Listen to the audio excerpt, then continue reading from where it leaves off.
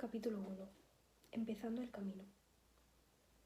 Así empieza el camino de las lágrimas, así, conectándonos con lo doloroso, porque así es como se entra en este sendero, con este peso, con esta carga, y también con esta creencia irremediable, la supuesta conciencia de que no lo voy a soportar, porque todos pensamos al comenzar este tramo que es insoportable. No es culpa nuestra.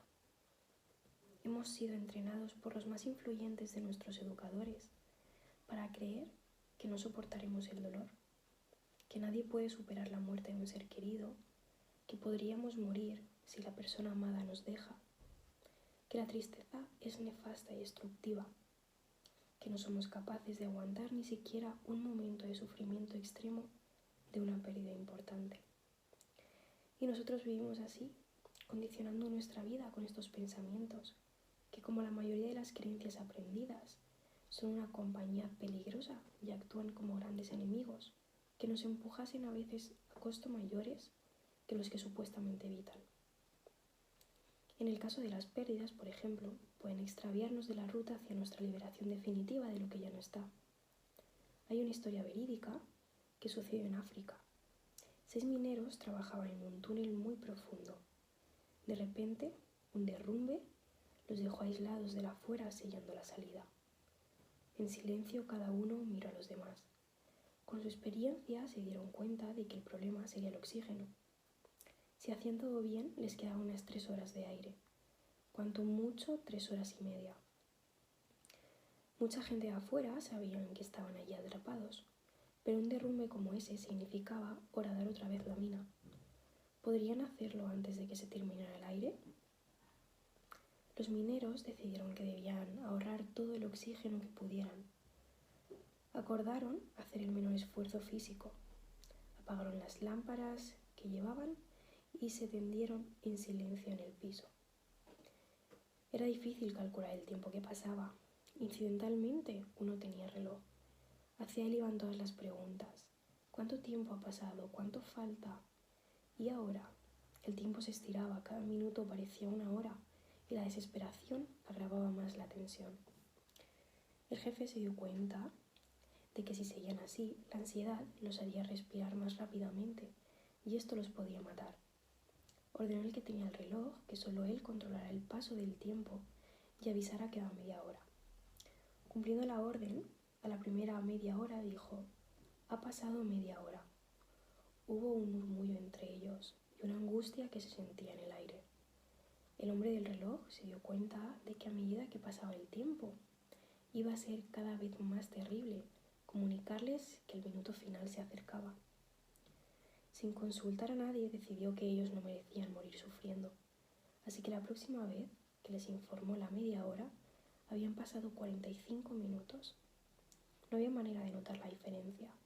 Apoyado en el éxito del engaño de la tercera información, la dio casi una hora después. Así siguió el del reloj. Cada hora completa les informaba que había pasado media hora.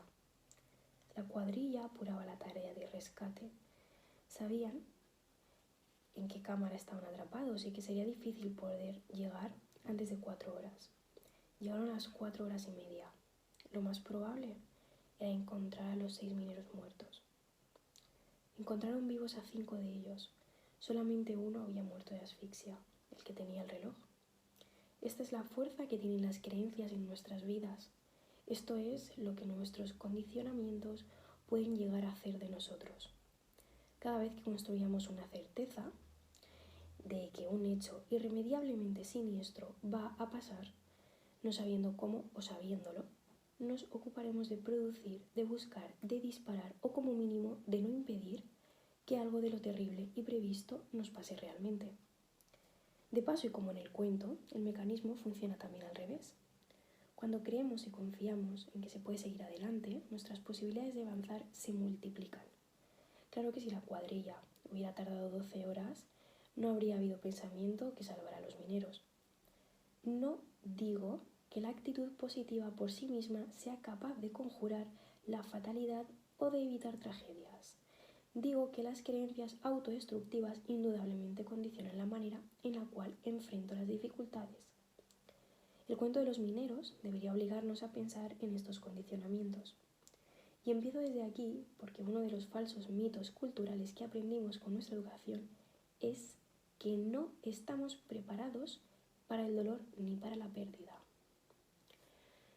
Repetimos casi sin pensarlo. No hubiera podido seguir si lo perdía. No puedo seguir si no tengo esto. No podría seguir si no consigo lo otro.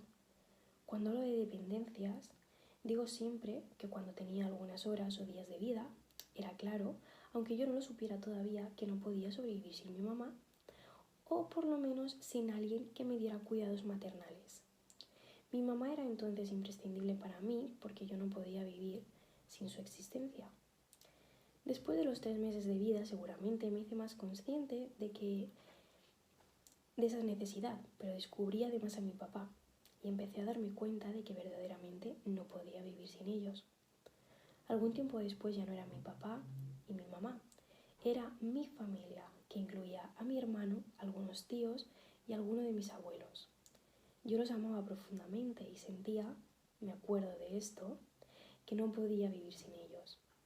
Más tarde apareció la escuela y con ella la señorita Angeló, el señor Almejún, la señorita Mariano y el señor Fernández, maestros a quienes creí a su tiempo imprescindibles en mi vida.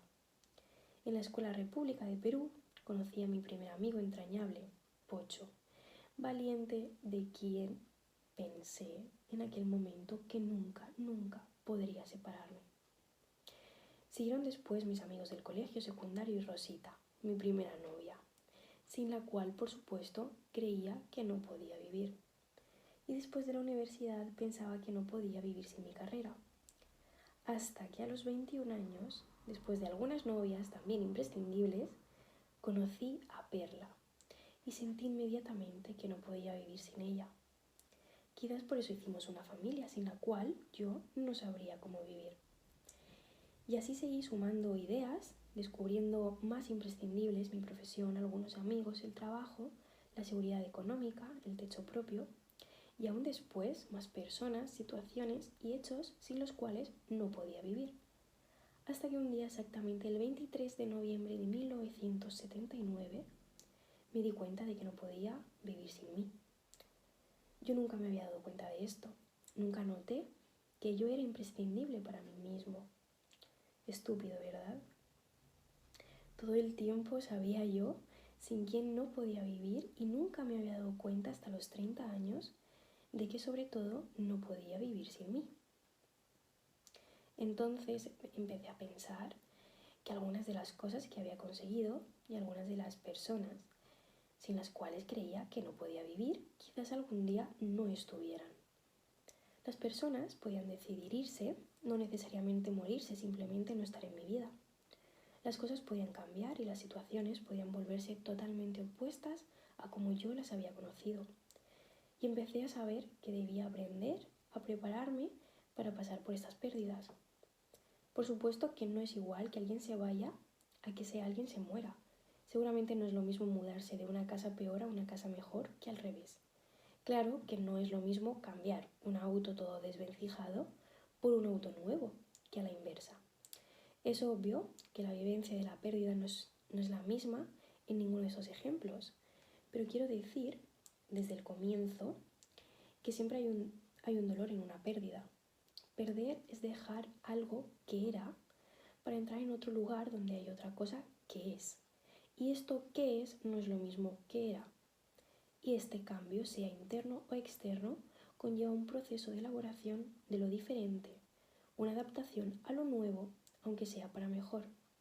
Este proceso se conoce con el nombre de elaboración del duelo. Mejorar también es perder. Como su nombre lo indica, los duelos duelen.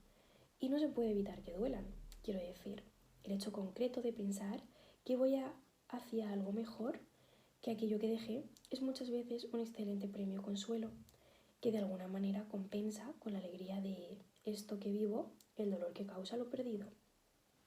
Pero atención, compensa pero no evita, aplaca pero no cancela, anima a seguir pero no anula la pena.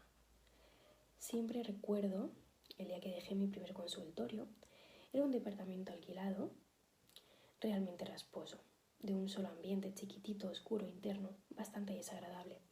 A veces digo que no soy psicoanalista porque el paciente acostado no entraba en este consultorio. Había que estar sentado. Y un día, cuando me empezó a ir mejor, decidí dejar ese departamento para irme a un consultorio más grande, de 2 ambientes, mejor ubicado.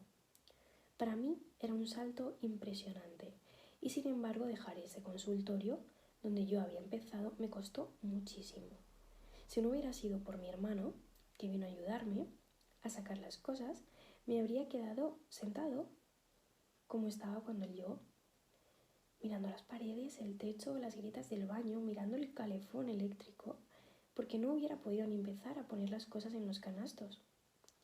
Él me había venido a ayudar y empezó a descolgar los cuadros y a ponerlos en el piso.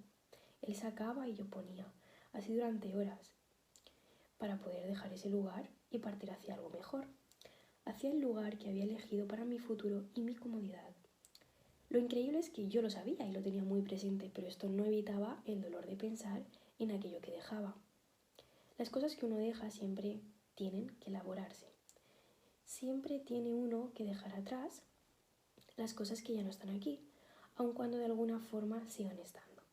Quiero decir, hace 26 años que estoy casado con mi esposa. Yo sé que ella es siempre la misma, tiene el mismo nombre, el mismo apellido, la puedo reconocer, se parece bastante a aquella que era, pero también sé que no es la misma. Desde muchos ángulos es totalmente otra. Por supuesto que físicamente hemos cambiado ambos, yo más que ella, pero más allá de eso, cuando pienso en aquella perla, ¿qué perla era? De alguna manera se me confronta con esta que hoy es. Y en las más de las cosas me parece que esta me gusta mucho más que la otra. Y digo, es fantástica. Esta perla comparada con aquella, es maravilloso darse cuenta de cuánto ha crecido. Es espectacular. Pero esto no quiere decir que yo no haya tenido que hacer un duelo por aquella perla que fue. Y fíjense que no estoy hablando de la muerte de nadie ni del abandono de nadie. Simplemente estoy hablando de alguien que era de una manera y que hoy es de otra. Que el presente sea aún mejor que el pasado no quiere decir que yo no tenga que elaborar un duelo. El mapa no es el territorio. Hay que aprender a recorrer este camino, que es el camino de las pérdidas. Hay que aprender a sanar estas heridas que se producen cuando algo cambia, cuando el otro parte, cuando la situación se acaba, cuando ya no tengo aquello que tenía o creía que tenía, o cuando me doy cuenta de que nunca lo tendré, lo que esperaba tener algún día. Y ni siquiera es importante si verdaderamente lo tuve o no. Este sendero tiene sus reglas, tiene sus pautas, este camino tiene sus mapas y conocerlos ayudará seguramente a llegar más entero al final del recorrido. Un ingeniero que se llamaba Porkowski decía que en realidad todos construimos una especie de esquema del mundo en el que habitamos, un mapa del territorio y en él vivimos. Pero el mapa, aclara, no es el territorio. El mapa es apenas nuestro mapa. Es la idea que nosotros tenemos de cómo es la realidad, aunque muchas veces esté teñida por nuestros prejuicios. Aunque no se corresponda exactamente con los hechos, en ese mapa donde vivimos. No vivimos en la realidad, sino en nuestra imagen de ella. Si en mi mapa tengo registrado que aquí en mi cuarto hay un árbol, aunque no lo haya, aunque nunca haya existido, aunque el árbol no esté en el de ustedes y todos pasen por este lugar sin miedos ni registro alguno, yo voy a vivir esquivando este árbol por el resto de mi vida. Y cuando me vean esquivar el tronco, ustedes me van a decir, ¿qué haces? ¿Estás loco? Y yo voy a pensar, los locos son ustedes.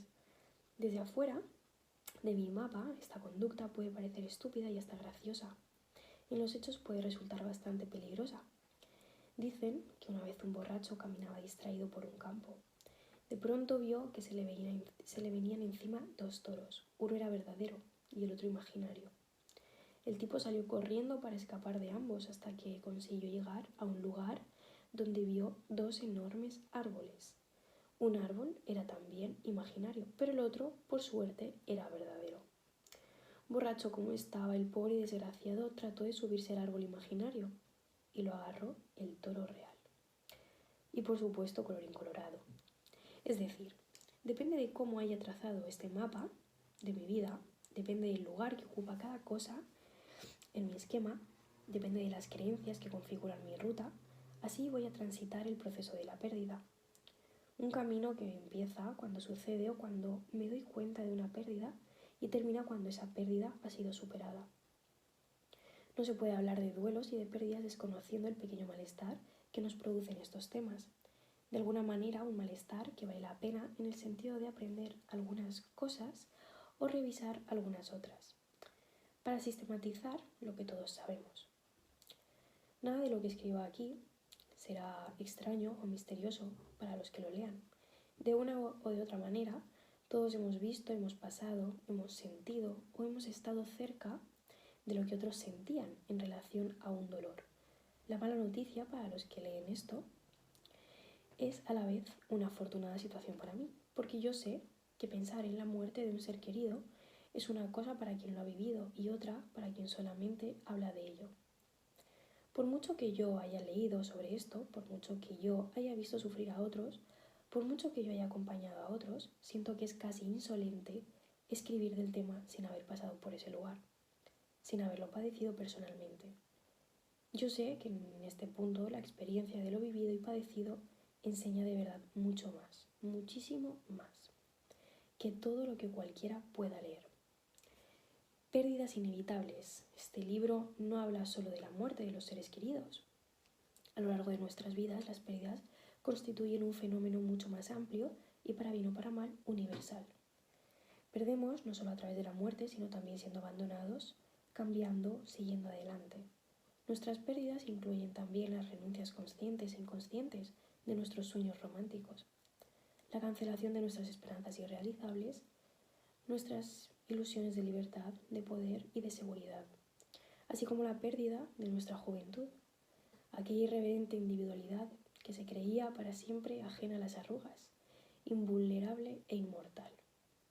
Pérdidas que, al decir de Judy Biost, nos acompañan toda una vida, pérdidas necesarias, pérdidas que aparecerán cuando nos enfrentaremos no solo con la muerte de alguien querido, no solo con un revés material, no solo con las partes de nosotros mismos que desaparecieron, sino con hechos ineludibles, como que nuestra madre va a dejarnos y nosotros vamos a dejarla a ella, que el amor de nuestros padres nunca será exclusivamente para nosotros, que aquello que nos hiere no siempre puede ser remediado con besos, que esencialmente estamos aquí solos, que tendremos que aceptar el amor mezclado con el odio y lo bueno con lo malo, que a pesar de ser como se esperaba que sea, una chica no podrá casarse con su padre, que algunas de nuestras elecciones están limitadas por nuestra anatomía, que existen defectos y conflictos en todas las relaciones humanas, que nuestra condición en este mundo es implacablemente pasajera,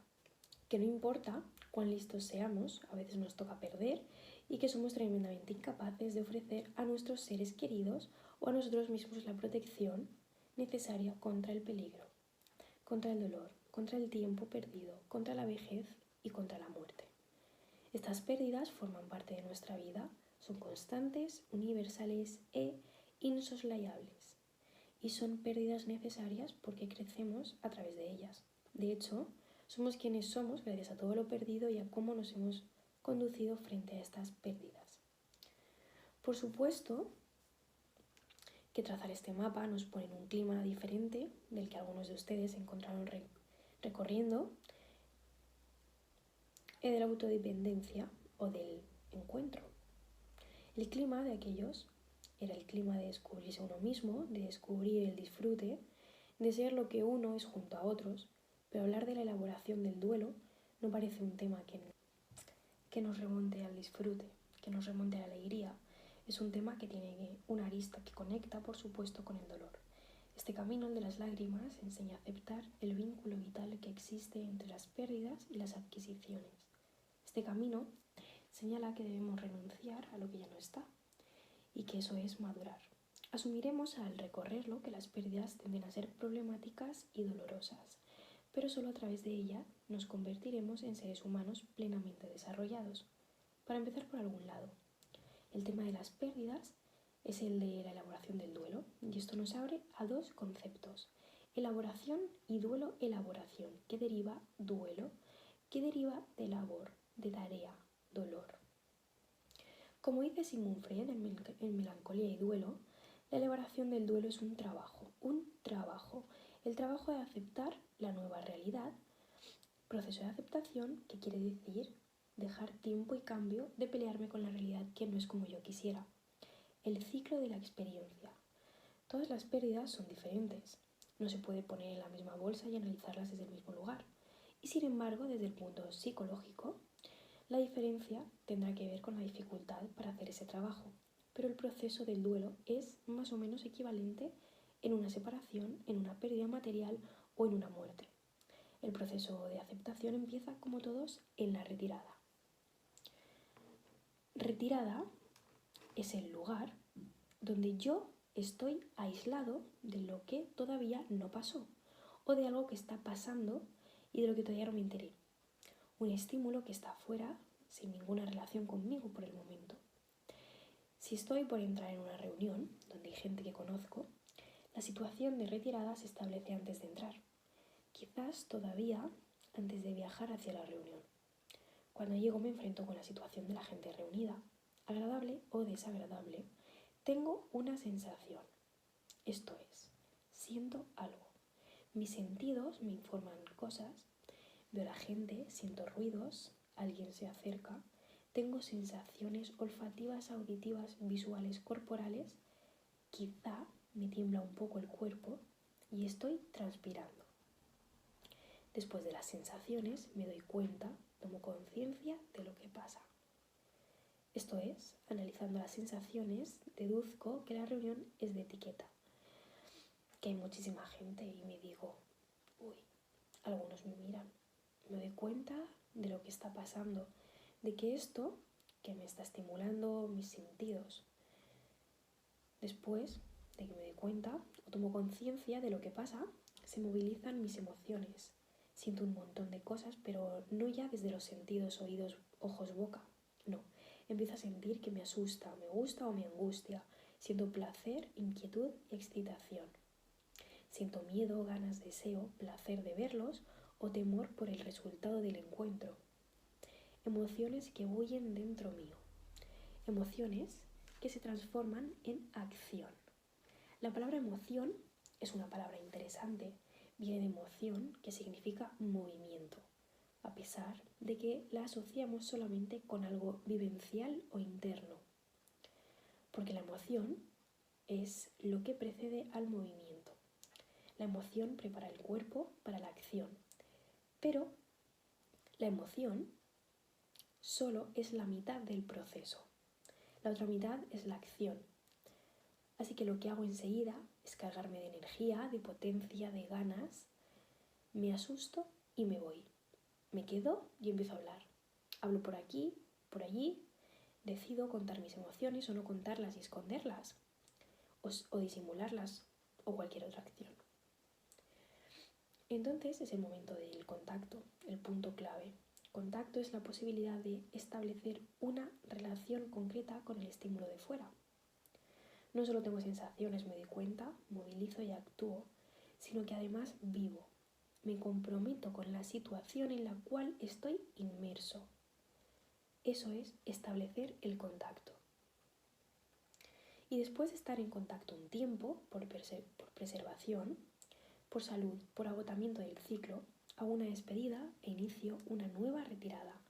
Otra vez me alejo para quedarme conmigo y para volver a empezar. En la elaboración del duelo, el estímulo percibido desde la situación de retirada es la pérdida.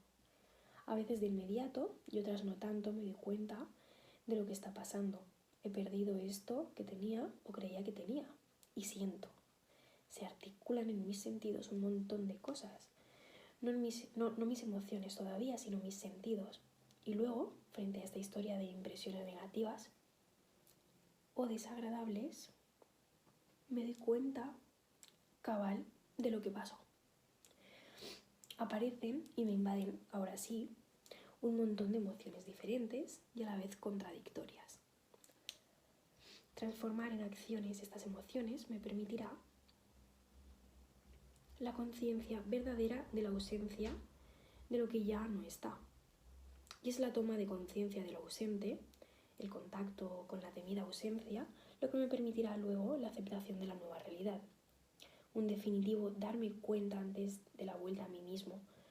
Me gustaría compartir contigo mi versión de un cuento que me llegó de manos de un paciente. Martín ha vivido gran parte de su vida con intensidad y gozo.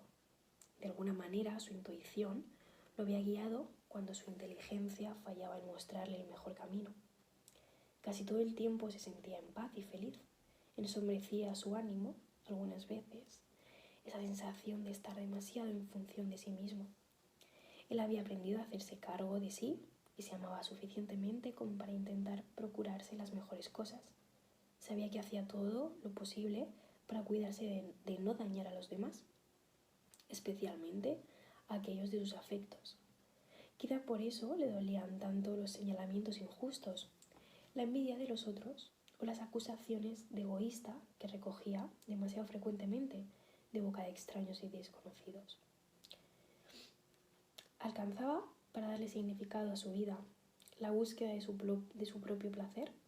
Soportaba él mismo definirse como un hedonista centrado en su existencia, en su satisfacción individual.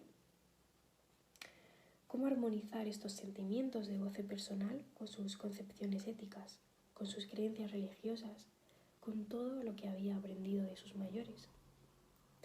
¿Qué sentido tenía una vida que solo significaba a sí misma? Ese día, más que otros, esos pensamientos lo abrumaron.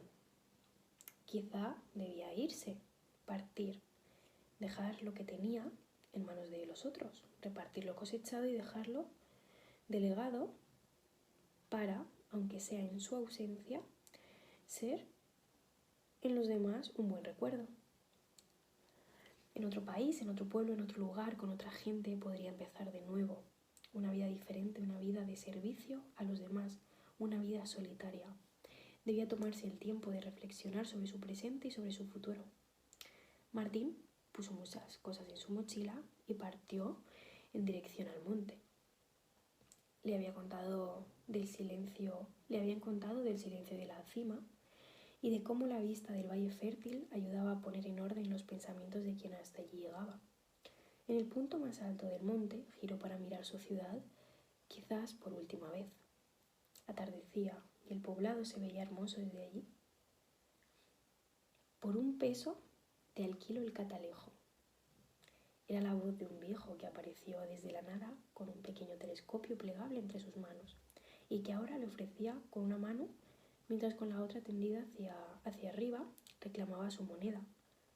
Martín encontró en su bolsillo la moneda buscada y se la dio al viejo, que desplegó su catalejo y se lo alcanzó. Después de un rato de mirar, consiguió ubicar su barrio, la plaza y hasta la escuela frente a ella. Algo llamó su atención. Un punto dorado brillaba intensamente en el patio del antiguo edificio. Martín separó sus ojos del lente, parpadeó algunas veces y volvió a mirar. El punto dorado seguía allí. ¡Qué raro!, exclamó Martín, sin darse cuenta de que hablaba en voz alta. ¿Qué es raro?, preguntó el viejo. El punto brillante, dijo Martín. Ahí, en el patio de la escuela. Siguió alcanzándole al viejo el telescopio para que viera lo que él veía. Son huellas, dijo el anciano. ¿Qué huellas?, preguntó Martín. Te acordarás de aquel día. Debías tener 7 años. Tu amigo de la infancia, Javier, lloraba desconsolado en ese patio de la escuela. Su madre le había dado unas monedas para comprar un lápiz para su primer día de clases. Él había perdido el dinero y lloraba a mares, contestó el viejo, y después de una pausa siguió. ¿Te acuerdas de lo que hiciste? Tenías un lápiz nuevo que estrenarías ese día. Te arrimaste al portón de entrada y cortaste el lápiz en 2 partes iguales. Sacaste punta a la mitad cortada y le diste el nuevo lápiz a Javier. No me acordaba, dijo Martín. Pero eso, ¿qué tiene que ver con el punto brillante? Javier nunca olvidó ese gesto y ese recuerdo se volvió importante en su vida. Y hay acciones en la vida de uno que dejan huellas en la vida de otros, explicó el viejo. Las acciones que contribuyen al desarrollo de los demás quedan marcadas como huellas doradas. Volvió a mirar por el telescopio y vio otro punto brillante en la vereda a la salida del colegio. Ese es el día que saliste a defender a Pancho, ¿te acuerdas? Volviste a casa con un ojo morado y un bolsillo del guardapolvos arrancado. Martín miraba la ciudad. Ese que está ahí en el centro, siguió el viejo. Es el trabajo que le conseguiste a don Pedro cuando lo despidieron de la fábrica. Y el otro, el de la derecha, es la huella de aquella vez que juntaste el dinero que hacía falta para la operación del hijo de Ramírez. Las huellas esas que salen a la izquierda son de cuando volviste del viaje, porque la madre de tu amigo Juan había muerto y quisiste estar con él. Apartó la vista del telescopio y sin necesidad de él empezó a ver cómo miles de puntos dorados aparecían desparramados por toda la ciudad. Al terminar de ocultarse el sol, todo el pueblo parecía iluminado por sus huellas doradas. Martín sintió que podía regresar sereno a su casa. Su vida comenzaba de nuevo desde un lugar distinto.